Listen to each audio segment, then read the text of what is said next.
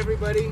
As you can tell by our demeanor, we are very excited. Today's a wonderful day for the community of Grandview.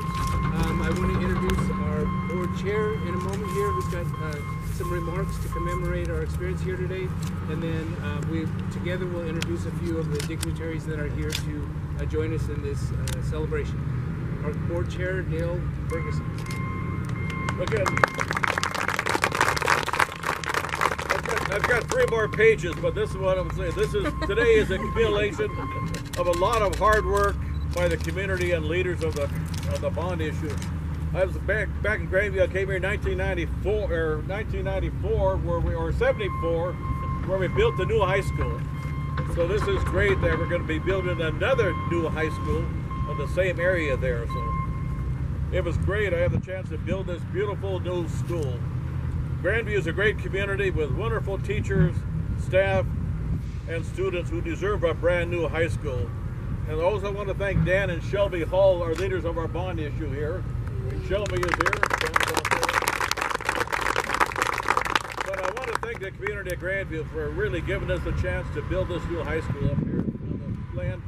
New football stadium and the new high school going right with it. So again, thank you very much, and go Greyhounds. We do have a number of folks here. We have other board members present today.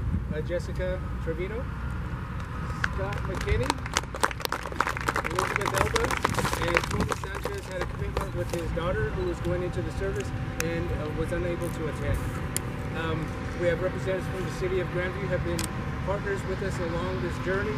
We have representatives from the Winnahaw Group, Architects West, Power Construction, who all have been key players. When I think about the tenure I've had here in Grandview, I think this has been, some would say, a good luck, good fortune experience. That it's been a fairly smooth ride to get to this point, but that would be misrepresenting the truth. There was a lot of work and preparation to get us to this moment.